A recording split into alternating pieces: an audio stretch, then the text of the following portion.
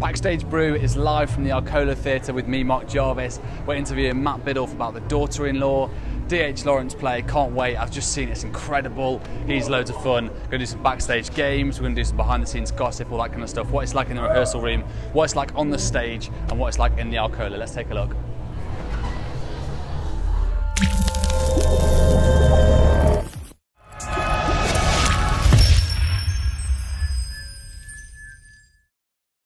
So, Backstage Brew, we are with Matt Biddulph from the daughter-in-law, who's playing Joe Gascoigne. I am. Mate, what's in your brew? What's in my brew? Just a classic old English breakfast, bit of milk, no sugar. Is that what you go for then? That's what I go for these days. Standard English brew. Recently gave up on the sugar. Did you? I did. I used to take two sugars. Good decision. That's what we like. Milk, no sugar. Sensitive teeth. That's what I like to say. This is the poster, by the way, guys, for if you want to get tickets. There it is. Wonderful Arcola Theatre poster. Aye. Fully recommended, by the way. It's such an incredible performance. But what's it like behind the scenes? Yeah, man, it's awesome. It's because we're quite cosy backstage, and because it is such a small cast, but it's such a really interesting dynamic and group of people. It's great. We go into each show laughing. It's such a positive vibe backstage. It's lovely, man. Yeah, and a lot of the acting, I was saying to you earlier, it's very internal, some of it, and it's very kind of like a lot of it's through the eyes, a lot of it's kind of thought process. How do you get to that kind of level of intensity? Well, honestly, drama school as well. I think the text kind of does half the work for you because it's written in a way that so much is happening underneath what is actually said, but then it kind of starts to bubble out on the surface. So other than that, it's just really trusting the cast, listening to each other, feeding that into your reactions and stuff like that. So it's really not something that we've had to sort of really force or anything like that. It's something that obviously lots of rehearsal, lots of maybe try this, and obviously that kind of has a bit of a snowball effect. Someone else is trying one thing, it affects this person, it sort of affects the dynamic of the scene. So. Yeah, that's clever. Right, we'll come back to you in just a second when Matt's going to play Truth or Karaoke.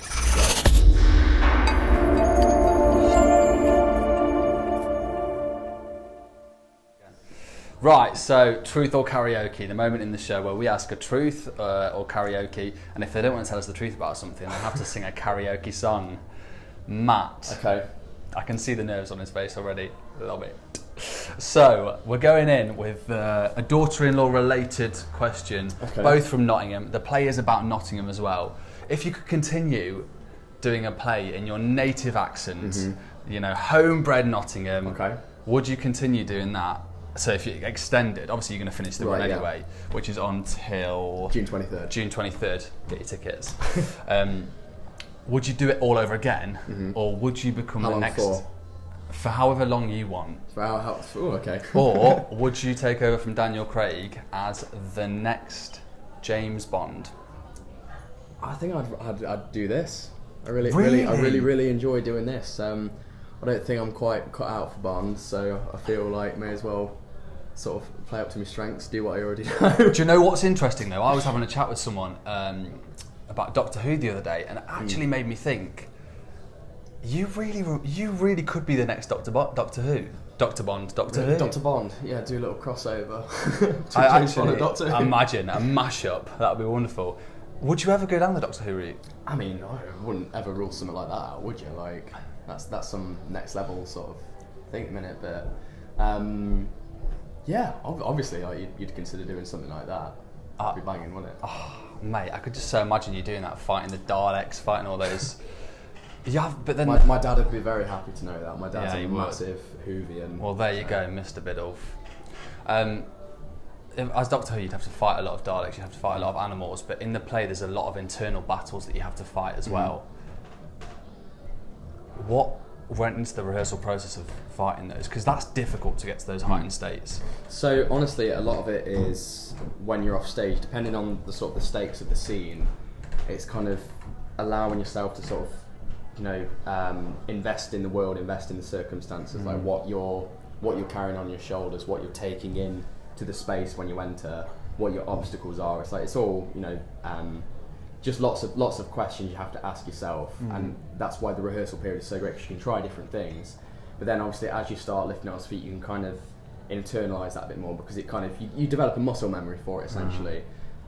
So in like sort of particularly heavy moments, it is sort of just really like trying to blank out anything and just really invest in what the character is feeling. But it's more so the circumstances and how that makes them feel, rather than I'm feeling like this, like just in general. Like you've got to really be specific and pinpoint exactly what is sort of the catalyst for everything your character is feeling. And catalyst is the key word.